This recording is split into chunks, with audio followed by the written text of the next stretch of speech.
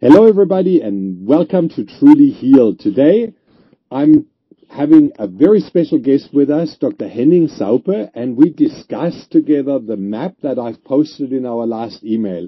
A lot of people have written back to me and said, Marcus, this is a health chart and not just a cancer treatment package. And to clarify that, I thought we asked Dr. Saupe to go through, or Dr. Henning as we call him, to go through with us all the different aspects of health that are required for healing cancer or reversing cancer in the first place.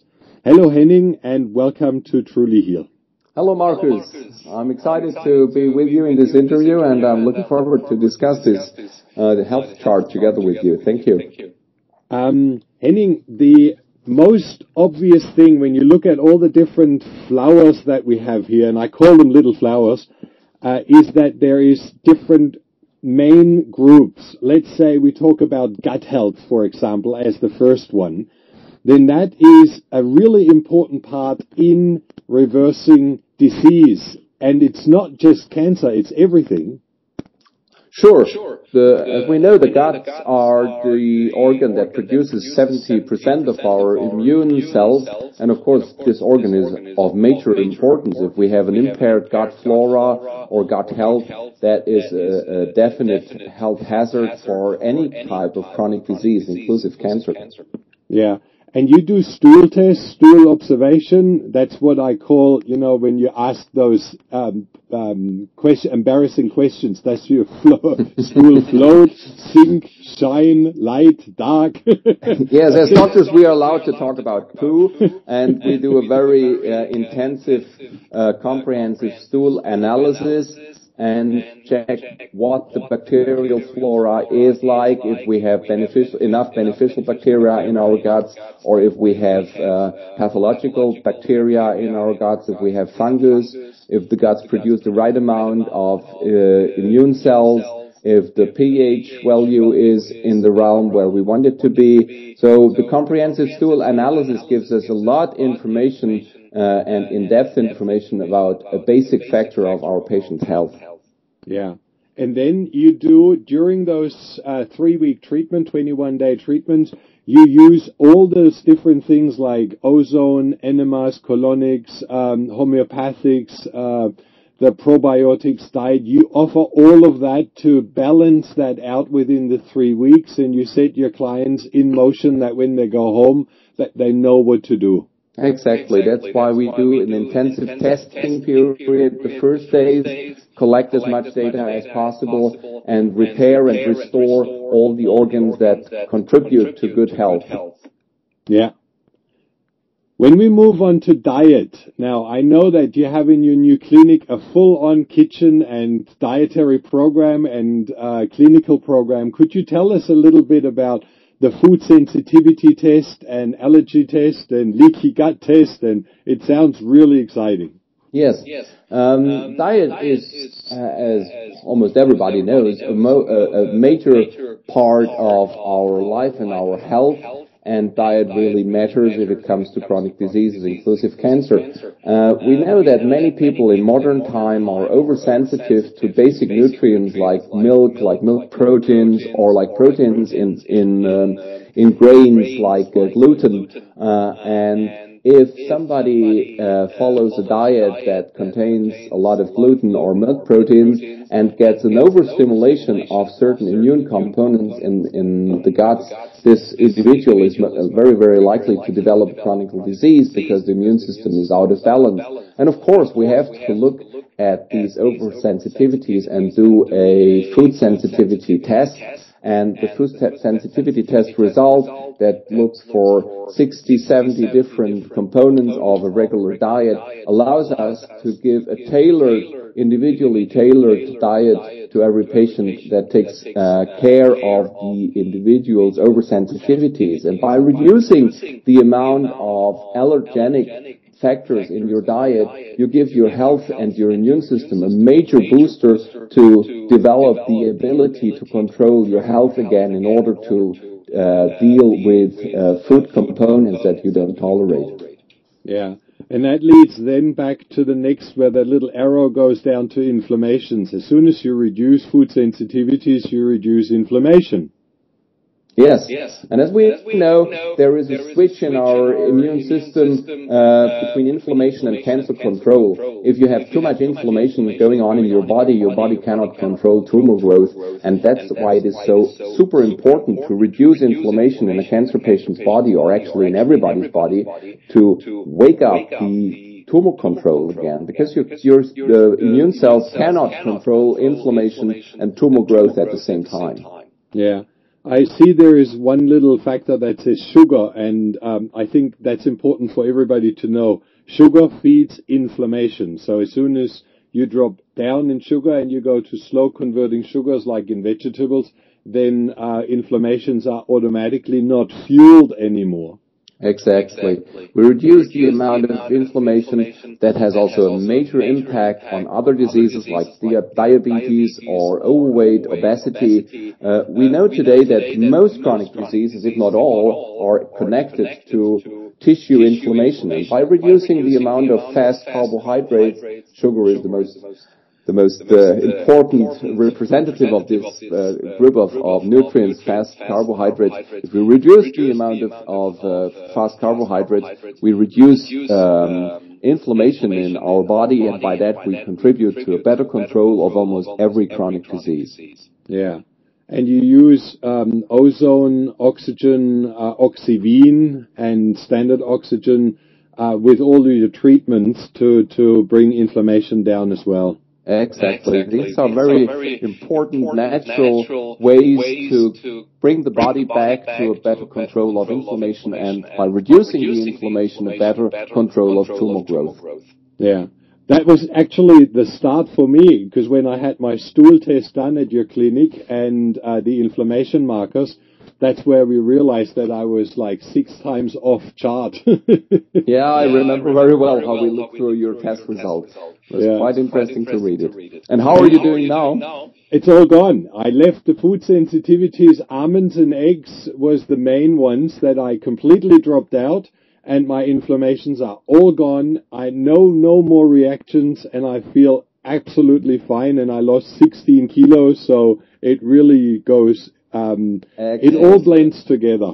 Excellent. Congratulations. And you see, an individual who suffers from the complex disease called cancer, which is our main topic, if this individual deals with inflammation as you did, how could we expect an organism to defeat cancer cells when inflammation was that high? So we need to know what oversensitivities our patients have in order to reach the goal of tumor control. Exactly.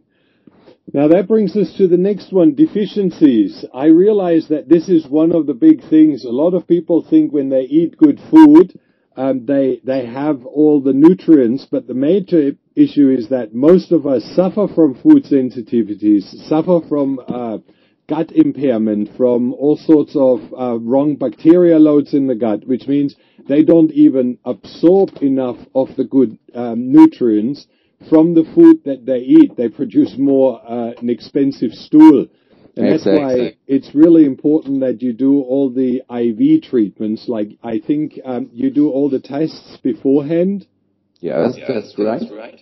And the test allows to say what amounts of oral supplements we can integrate in the program. And don't forget the DNA test to help us to see what type of supplements the patient is able to metabolize. If we have a genetic deficiency that does not allow somebody to metabolize non-metallized folic acid or non-metallized vitamin B12, then it's a total waste of time and money to invest in supplements that are not metallized. And so there are many reasons why somebody can be depleted of super important nutrients and vitamins, and therefore we have to look for the deficiencies and make a proper map on the patient's deficiencies, whether they are genetic aspects or gut impairment or simple issues like poor diet that we don't get the 80-90 components that we need every day in order to have a perfect health. Yeah. Perfect. that brings us to pH balance, and that also comes from diet. It comes from lack of inflammation, and as soon as you bring that whole system back up, then you bring your pH balance back, and we know with the high pH, that you stop cancer from growing, and that's an important factor. That's true. Yeah, the pH level mirrors us other problems. It has to do with inflammation versus inflammation control. It shows us if somebody has a too acidic diet, in other words, too much sugar, too much meat, and it also reflects the stress level. As we know, stress is a state of living where we create too many acids, and when we are in a relaxed mode, in a parasympathetic mode, our body creates more alkaline components. So alkalinity has to do with both biological metabolization and stress factors. Yeah. Wow. I think already here everybody should realize that it's not just one thing that needs to be taken care of, but it's all together. And by changing diet, not knowing what food sensitivities you have, you can already make big problems.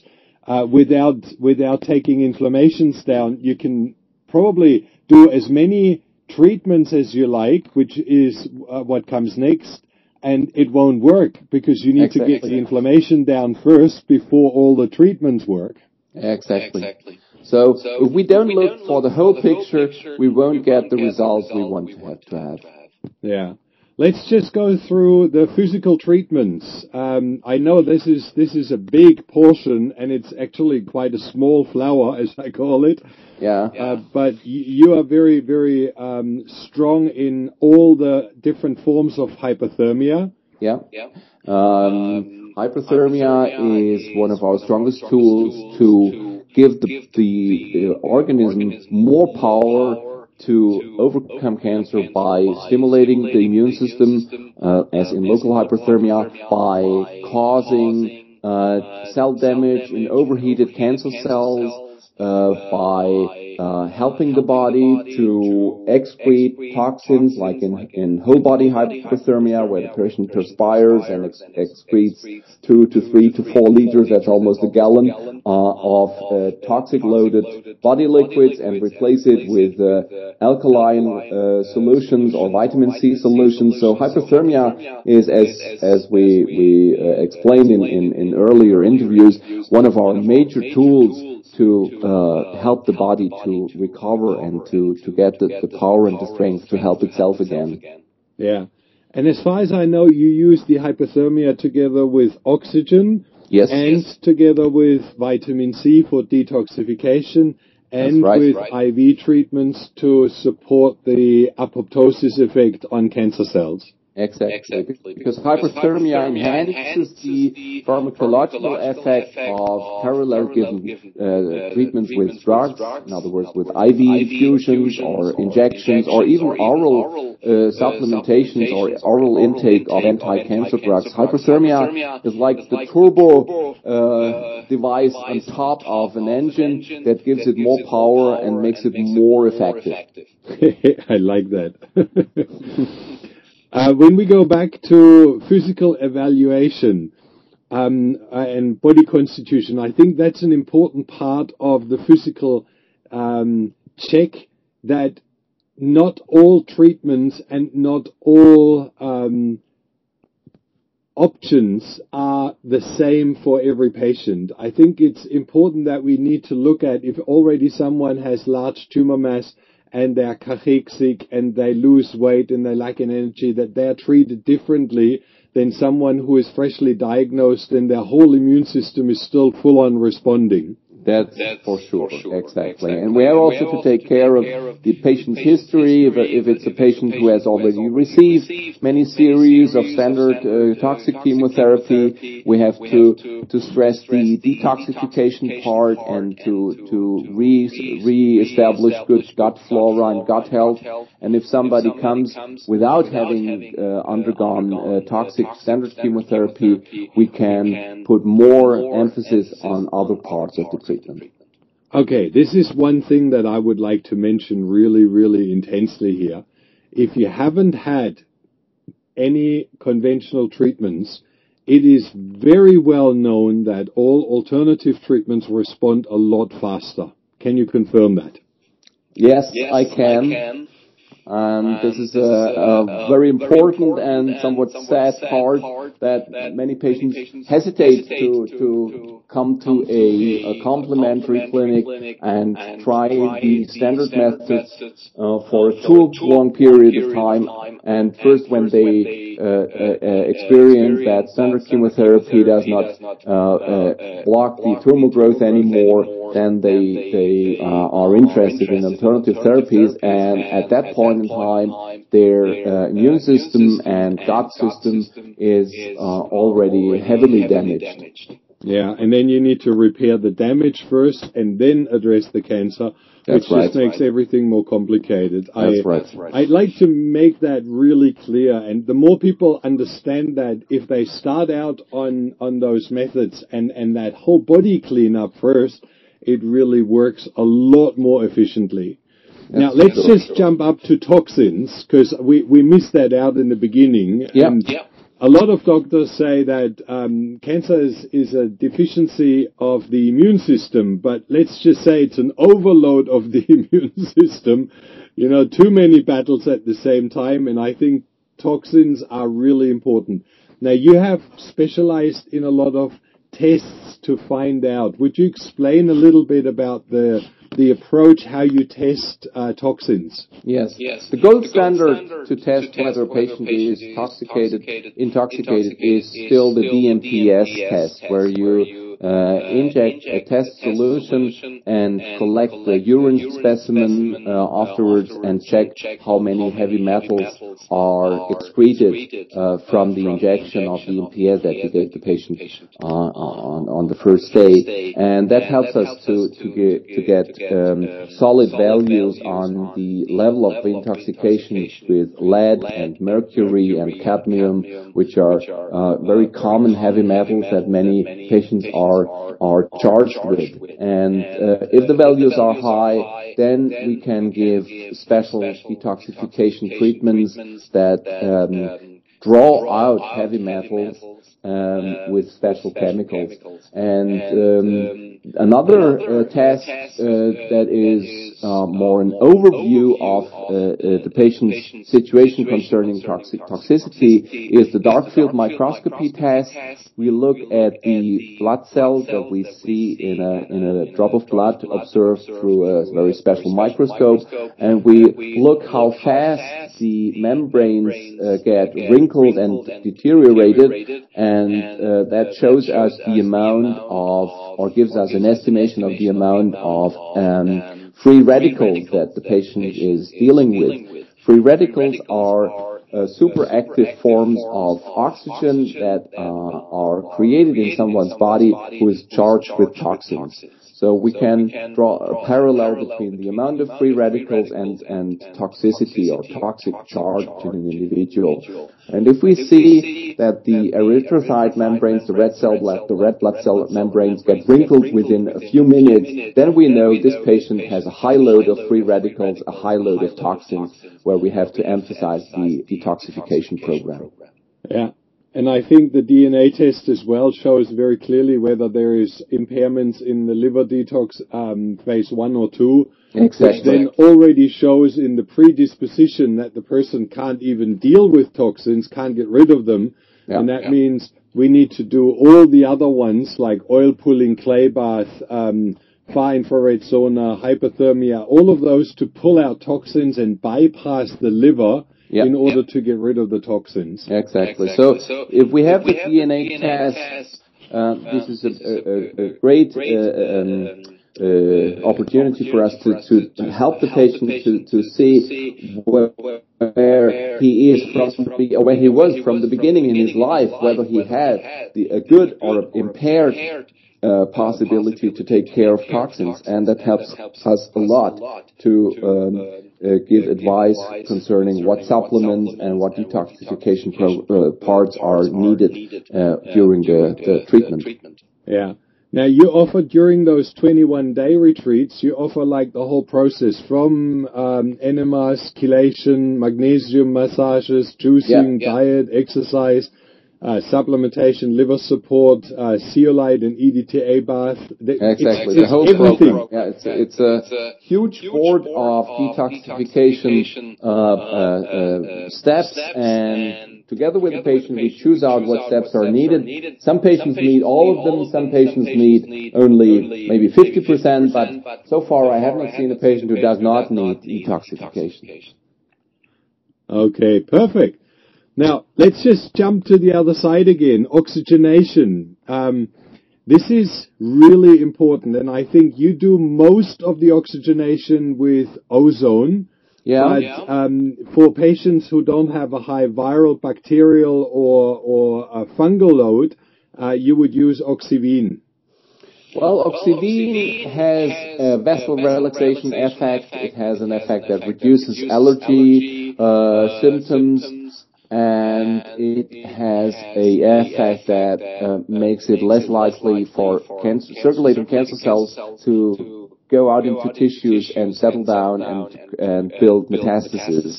The ozone therapy is the strongest oxygen-based therapy to activate the immune system.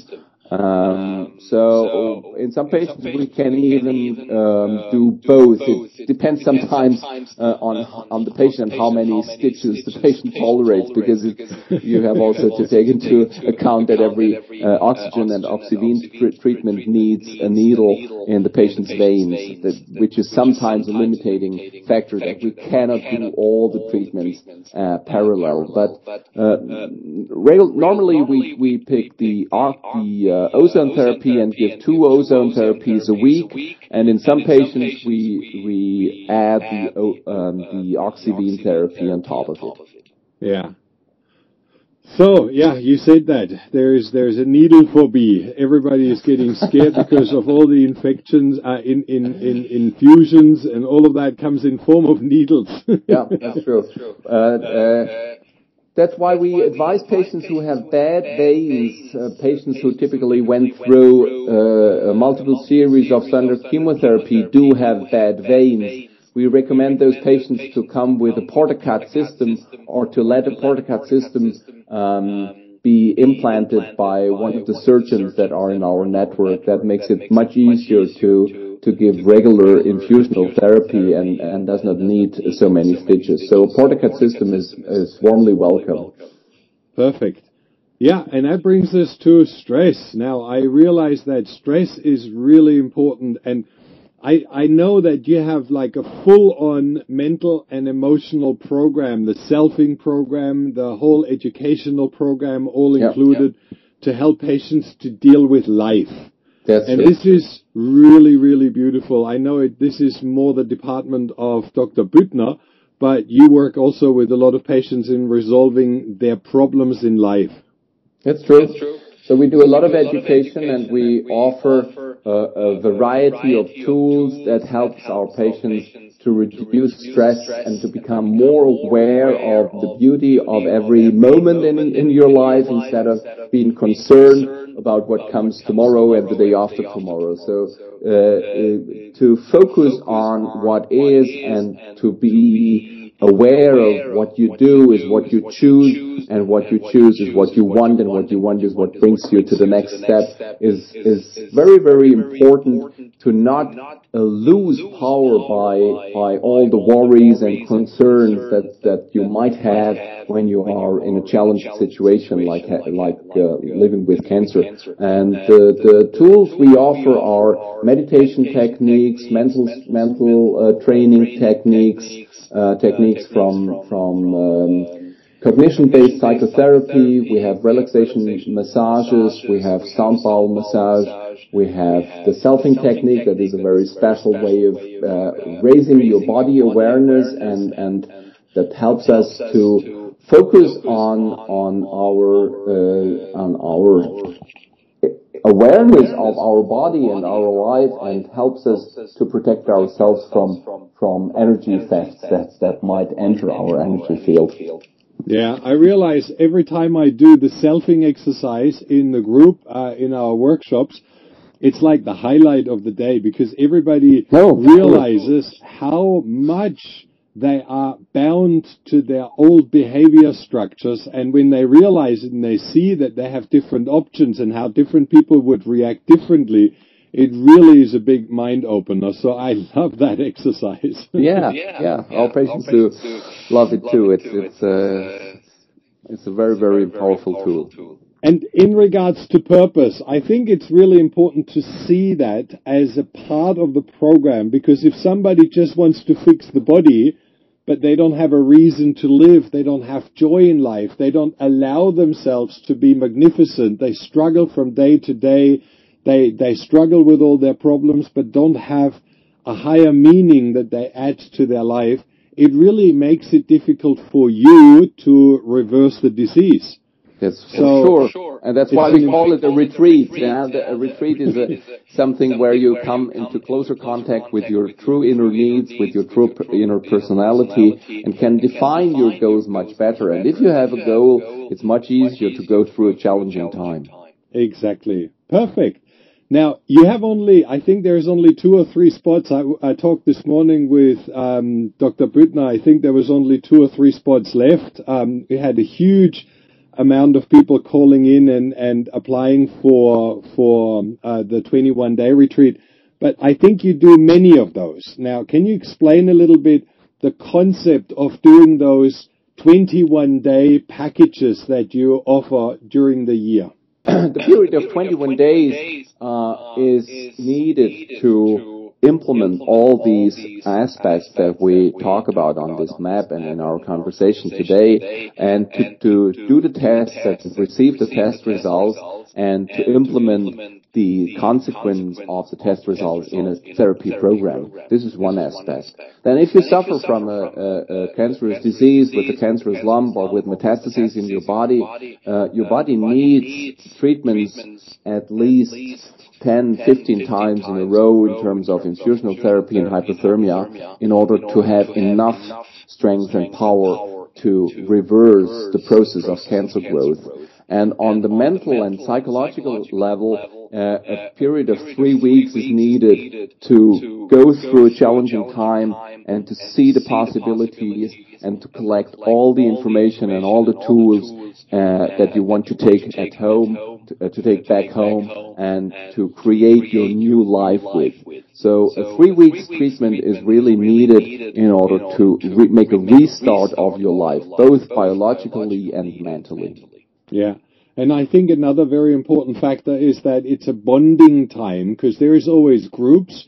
They start together, they learn together, they bond, they build in a network, their own little network. They have access to their videos and recordings afterwards. They have access to all the learning material. And through that, they create this community which supports themselves. And I think that's a very important part as well, because we've realized everybody that has been to those retreats starts like in a big friendship. And they share on a very deep level their life with each other. And that's very, very sharing and nice. Yeah, and by doing that, we create a movement with self-support groups that met at Arcadia Clinic and learned the Truly Heal program and spread it to their friends when they go back home. Yeah, well, that's what we're just doing with all the coaches as well. So it's going to be very exciting. And I realize there is a huge shift happening, because people realize that cancer is not just something where you take some cannabis oil or some laetrile or then it's gone. It's actually a repairing of all the different systems, getting rid of toxins, building up deficiencies, reducing the inflammations, and with all the different means that are available. And it's all of a sudden logical why I do things, and I'm just not following some standard protocol. Exactly. So as a summary, we could say the growth of cancer cells in a human organism is the effect of, or the result of a body that is burdened with too much toxins, too long a period of time with a poor diet, too many inflammations, too much deficiencies, too little alkalinity, too much acidity, too little physical activities, hormonal imbalances, too little oxygen, and too much stress, and maybe a lack of purpose on top of it. So that's what the chart tells us, that we have to look for all these aspects and find out to what degree did one or the other branch of this beautiful flower contribute to the individual's development of a cancerous disease. And the map helps us to find the way out. Perfect. That was a very, very nice summary. Thank you so much for your help in making that clear. And I'm looking forward. We'll see you shortly before the workshop. I'll arrive, I think, a week beforehand, and then we can get everything ready. And I'm looking forward to a very, very exciting and stunning time in your new clinic. Thank you, Marcus.